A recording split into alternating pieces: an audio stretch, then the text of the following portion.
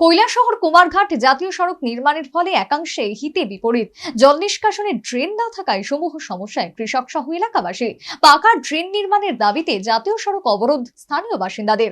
পরে বরাতপ্রাপ্ত নির্মাণ সংস্থার আশ্বাসে রাস্তা অবরোধ প্রত্যাহার।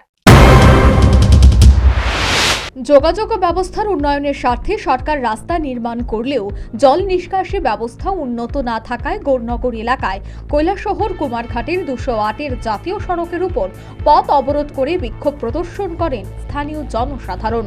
অবরোধকারীদের অভিযোগ, জাতীয় সড়ক লাগোয়া গৌরনগর 2 এবং 3 নম্বর ওয়ার্ড এলাকায় পাকা ড্রেন না থাকায় সামান্য বৃষ্টিতেই অনেকের বাড়িঘরে জল প্রবেশ করছে।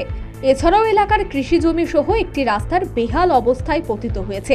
এলাকাবাসী জেলা শাসক সহ অন্যান্যদের লিখিতভাবে জানানোর পরেও কাজের কাজ কিছুই হয়নি বলে উষ্মা প্রকাশ করেন।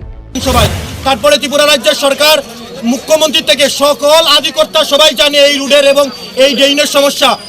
এখানে প্রায় 200 পরিবার আছে যে এই এলাকার পানীয় জল জমাটের কারণে 4 বছর ধরে কৃষিক্ষেত করতে পারছে না। সামনে কৃষিক্ষেত এবং অনেকজনের নির্ভর এই এলাকা মধ্যবিত্ত পরিবার, যারা কৃষক খেতে যাদের নিজের উপার্জন সেখানেই।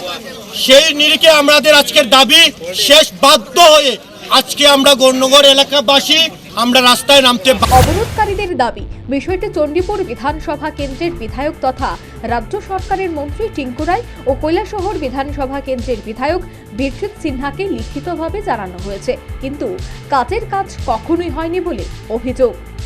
4 বছর ধরে এই রাস্তা রোড হচ্ছে, আমরা অত্যন্ত খুশি এই রোড হচ্ছে, কিন্তু এই রোড হওয়ার ফলে আমাদের প্রথম থেকে দাবি ছিল যে এখানে পাক্কা ড্রেন করে দেওয়া। গৌরনগর 2 নং ওয়ার্ডের শব্দকর পাড়া যে এলাকা একটু সামনে থেকে চিরাকুটি অবধি যেন পাক্কা ড্রেন করে দেওয়া হয়, এবং গৌরনগর যেটা হচ্ছে গেটেগুটি পেরিয়ে যে রুটটা রয়েছে সুদা সার্কিট হাউস পর্যন্ত যাওয়া যায়, সেই রুটটার অবস্থা বেহাল। সেই রুটটা যেন অন্তত সরকার সেটা কাজ করে এবং এই ডিপার্টমেন্ট কাজটা করে।